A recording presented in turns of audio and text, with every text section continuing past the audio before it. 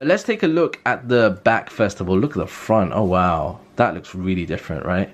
Alright, we'll talk about the front in a moment, but the back. The first major thing that you can tell at the top is the fact that the camera is now vertical as opposed to horizontal. But let's take a look at the back first of all. Look at the front. Oh wow, that looks really different, right?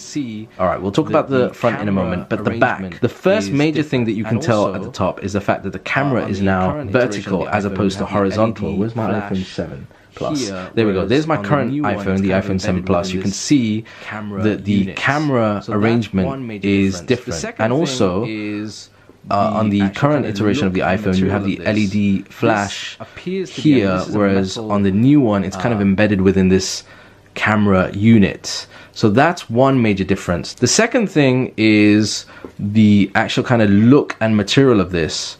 This appears to be, I mean, this is a metal prototype. The back almost looks and feels like it might be made out of glass, which again ties in with some of the rumors about the back being made out of glass as opposed to the current kind of aluminium that we find on the iPhone 7 and 7 Plus, which I hope really isn't the case. It does look nice, but to be honest with you, I hope this isn't the case, because that's going to be a problem. You know, if you drop this, you can imagine, I mean, I had tons of issues with my iPhone 4 and 4S. If you end up dropping this, then this is going to shatter very, very easily. So we'll have to wait and see if that's the case. It does look nice. It does look nice indeed. Now, another thing to notice, which I've just noticed now, is the edge on this particular model is actually some kind of metal or chrome look, which I don't know, it looks a bit tacky if I'm being honest. It does look a bit kind of cheap and tacky. Yeah, I hope that's not the case. Now, I purposely got the white color because there are a couple of prototype models that are in the darker color knocking around. I didn't want to get that because they don't really show up very well on camera, and I'm glad I got the lighter version because you can see the details a lot clearer on camera.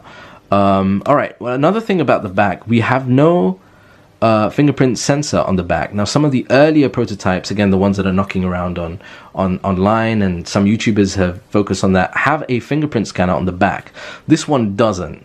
So we're gonna have to see how Apple are gonna deal with the fingerprint scanner situation. On the side, we've got the volume rocker, we've got the vibrate switch button here, which obviously, because this is not a working unit, doesn't do anything. On the other side over here, we've got a power button. Now, that power button actually looks longer than the current iPhone version. Let me just show you the current iPhone 7 and 7 Plus. That's the power button there. That is definitely a longer version, which is actually easier to kind of hit. Nothing on the top. And then you have at the bottom, let me move this out of the way, nothing at the top, but at the bottom you've got the stereo speakers. Will we have stereo speakers at the top like the iPhone 7 and 7 Plus? We'll have to wait and see. And then you've got the lightning cable over there. Now, the front is, on this particular model, is really an updated front based on, again, rumors and leaks, but also the firmware related to the brand new, the upcoming HomePod has pretty much confirmed that this is the kind of front screen that we're going to get. We're going to get this kind of unit at the top that has, very interesting, not 1, 2, 3, 4, but yeah, so we're going to have what appears to be almost like 2 front cameras, what looks like a